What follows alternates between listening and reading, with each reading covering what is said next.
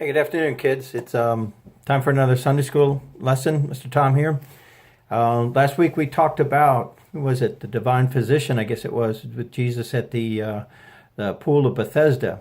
And we talked about how Jesus had walked around and seen so many people, but yet he picked out this one man and decided that following the Lord's will, it was this man that he would question and ask about if he wanted to be made well. And of course he did. And Jesus healed him. And it was a wonderful miracle. It showed that Jesus is able to heal us of any disease that we have. Because he created us out of nothing, he can heal us and does heal us very often.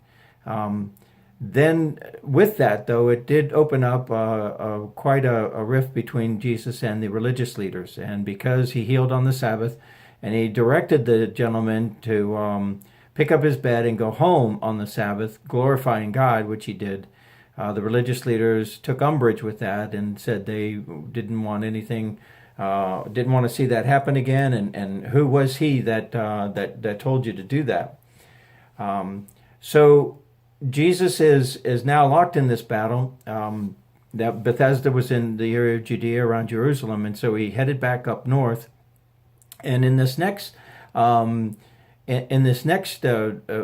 that we're going to record today, Jesus is going to take the bread and he's going to show that he is the bread of life, and he's going to feed the 5,000. So he's gone with his disciples back up to Galilee, and he spent a lot of time with them, and they even traveled across the Sea of Galilee to this area where there was plenty of grass and 5,000 men. So with that number of men, you probably have about 10 to 15,000 people. And Jesus is not as focused on the multitudes. Now, the multitudes are focused on him. The word has gotten out quickly without any Facebook or Twitter or anything like that there's a miracle worker, a healer in Judea and in Galilee. And so he's being followed by multitudes of people. But his focus in this event isn't on the people necessarily. I should say that necessarily. His focus is with the disciples. And so he goes up to a hill overlooking the multitudes, and he's standing next to Philip. Now, Philip's a businessman. He's kind of like a horse trader. And he says to Philip, where are we going to get enough food to feed these people? It's getting late. The people are getting hungry, and they're away from any city, from what we can tell. And so Philip turns to Jesus. I don't think Philip was considering that at all. And he did the math, being a businessman, and he said it would take a tremendous amount of money to feed these people.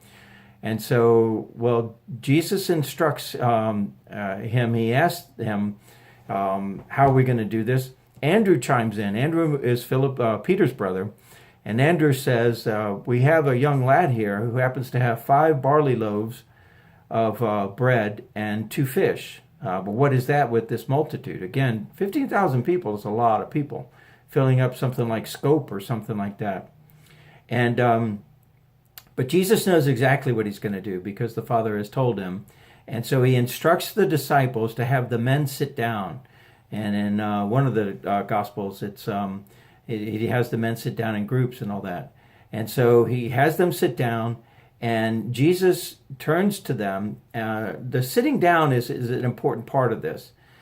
Because the men now are committed once they sit down. They realize they're either going to get fed by this preacher, whoever he is, Messiah, or they're going to be hungry that night. And so Jesus turns to the disciples and he gives thanks for what the Father has given them.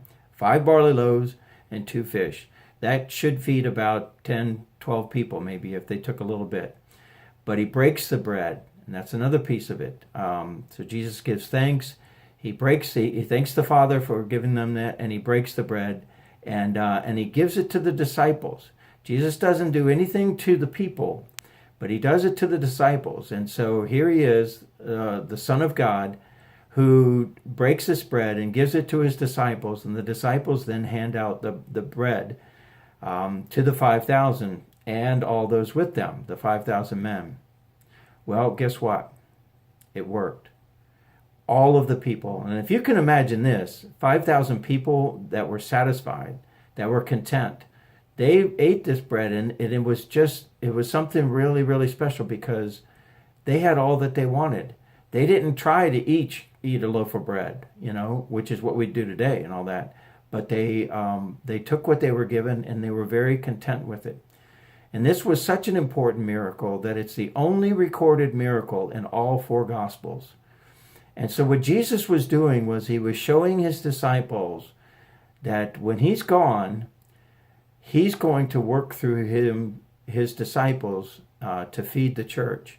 And this is how he was going to do it. And so we see here that Jesus is not only able to do these things, but we also see how he's going to do these things. And he does it even today through our preacher, through Pastor Jeff and Pastor Tim, who break the bread and hand it out to us. So that's the miracle of the loaves and fishes. And we'll talk to you next week.